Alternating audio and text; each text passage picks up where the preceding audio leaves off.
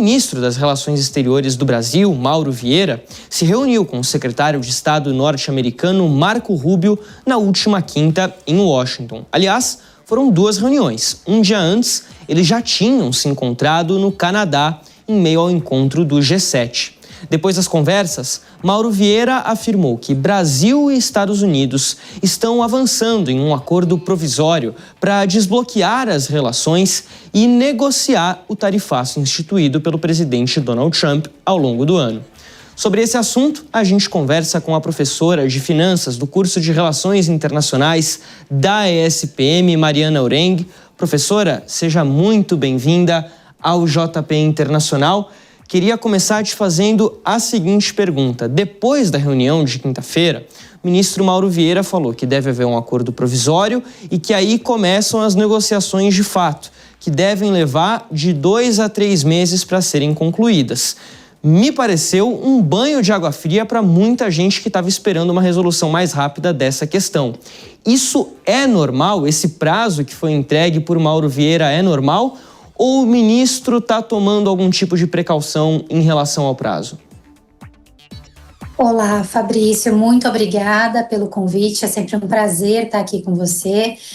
Eu acho que a gente sempre tem que levar em consideração que tempo é uma questão relativa. Se a gente pensa no papel que o nosso ministro das Relações Exteriores tem, Mauro Vieira tem um papel diplomático. Então, quando a gente está falando do componente político dessa negociação, sem dúvida 2 a 3 meses podem parecer algo relativamente rápido e célere. Ele inclusive enfatiza dizendo que Marco Rubio sinaliza a intenção de resolver rapidamente toda essa questão com o Brasil. Mas quando a gente olha isso do ponto de vista comercial, especialmente para quem é afetado pelo tarifaço, 2 a 3 meses, como você disse muito bem, é um banho de água fria. E eu acho que é importante a gente deixar claro que quando a gente está falando desse acordo provisório, a gente está falando do tal do roadmap, né? Então isso não é uma questão técnica, a gente ainda está assim, nos primeiros passos desse processo, a gente não tem sequer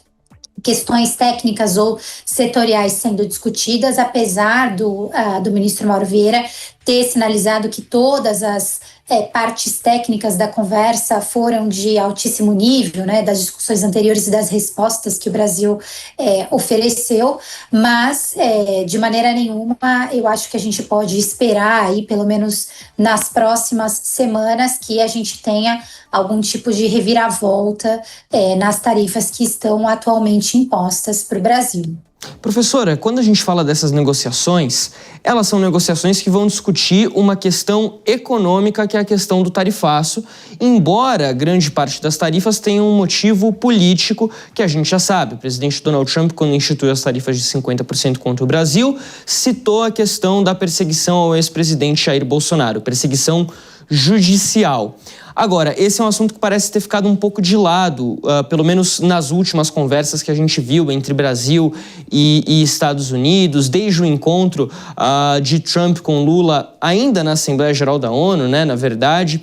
E aí eu queria te perguntar o seguinte, já que a negociação é por um fator mais econômico do que político, não está fazendo falta a presença de representantes desse setor nas conversas, ou ainda é muito cedo para isso? O encontro, por enquanto, tem mesmo que ser entre dois secretários, entre o secretário de Estado e o ministro das Relações Exteriores. Olha, eu acho que, sem dúvida, se a gente quer efetivamente avançar nesse processo, a gente precisa de representantes que tenham a responsabilidade ou a autorização para tratar da pauta comercial, né? Alguns analistas até comentaram recentemente, né? Por que não conversar com o secretário do Tesouro, por exemplo, para que essas portas sejam abertas. Eu acho que, como você colocou bem, né?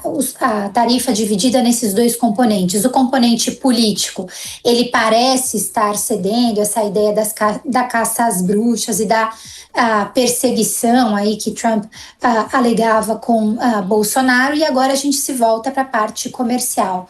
O que é importante deixar claro aqui da parte comercial, a gente tem um dividendo político que o presidente Trump precisa tentar trazer para si, que é a pressão na inflação. O ministro Mauro Vieira foi até perguntado ontem, né, se eles chegaram a tratar de temas específicos como, por exemplo, o café, e ele sinalizou que não foram discutidas questões específicas como o café, que teve um aumento aí para o consumidor americano de praticamente 40% desde setembro. Então a gente precisa levar em consideração que tem aí uma pressão em cima do presidente americano, especialmente por conta do impacto inflacionário. Mas sem dúvida, né, para que a gente possa avançar nas próximas etapas aí dessa negociação e desse marco, desse acordo de reciprocidade, que eventualmente é o que deve chegar como resposta, a gente vai precisar tratar dessas pautas, sem nenhuma dúvida. Professora, você mencionou a questão do café, eu ia tocar nesse ponto, né? Porque o presidente Donald Trump anunciou nessa semana que vai reduzir as tarifas em relação ao café, não anunciou para quais países, né? O Brasil pode até acabar ficando de fora dessa lista. A gente tem um dado de que entre agosto e outubro desse ano, em relação a agosto e outubro do ano passado, a importação de café brasileiro nos Estados Unidos caiu 51,5%, mas há essa sinalização porque, claro, mexe direto com o bolso do consumidor, né? A questão da inflação. O presidente Donald Trump ter feito esse anúncio em relação ao café mostra que os Estados Unidos podem estar um pouco mais maleáveis na hora das negociações?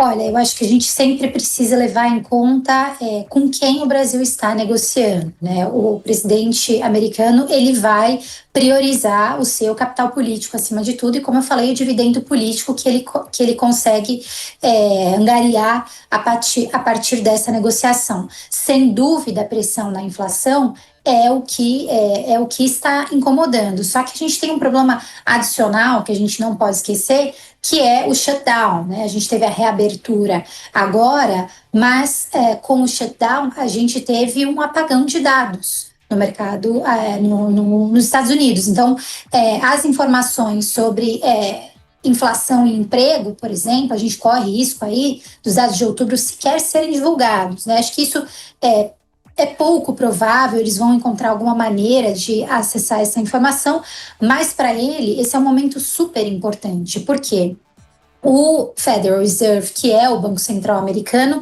iniciou em sua última reunião um ciclo de corte de juros. Só que, para quem acompanha a economia sabe, todas as decisões de política monetária são o que a gente chama de data dependent, ou seja, elas dependem da divulgação dos dados. Então, se o Federal Reserve não tem acesso aos dados de inflação da maneira como sempre teve, a primeira vez na história que a gente discute esse tipo de apagão de dados na inflação, não consegue tomar a decisão de maneira adequada. O corte de juros é interpretado por Donald Trump como um ganho político. Há pouco tempo atrás, né, alguns meses atrás, mas esse ganho ele precisa se propagar, ele precisa se perpetuar, e sem o dado a gente não tem, tanto o regulador fica às cegas quanto o próprio mercado e o setor privado. Então, sem dúvida, né, voltando para o ponto central aqui da sua pergunta, essa maleabilidade com o café, que o café, né, pode dar para a gente dessa sinalização sobre inflação, ela parece ser mais presente. Agora, para a gente finalizar, no governo Biden, ao final do governo Biden, a tarifa média de importação dos Estados Unidos era ali por volta de 3,5%. Isso dispara no governo Trump e vamos ter as negociações. A expectativa é de que as tarifas sejam reduzidas. Isso é um fato consumado. Hoje temos tarifas de 50%. Para quanto que elas serão reduzidas, a gente não sabe. Vamos supor que elas caiam totalmente, esse adicional das tarifas, e volte ao patamar de 10%, que foi o anunciado inicialmente por Donald Trump lá em abril ainda, quando ele fala no dia da liberação dos Estados Unidos. As tarifas de 10% são tarifas ainda impeditivas ou a gente vai trabalhar então diante de um novo normal, digamos assim, daqui para frente no quesito tarifário? Eu acho que é importante a gente levar em consideração, Fabrício, que o 10%, a gente está falando de tarifa média. E o que o governo brasileiro tem tentado destacar nas negociações é que a gente precisa de uma discussão setorial importante. O vice-presidente Geraldo Alckmin, em todas as oportunidades que tem para tratar desse tema, fala isso. Cada setor tem uma dinâmica muito específica. Então, pode ser que para alguns setores a tarifa de 10% se torne absolutamente impeditiva, para outros não. Então, é por isso que, inclusive, nesse roadmap, a gente precisa levar em consideração as questões setoriais. Como é que a gente vai olhar aí, e Mauro Vieira também destaca isso, a gente precisa fazer esse roadmap de maneira que cada um dos setores seja ouvido passo a passo.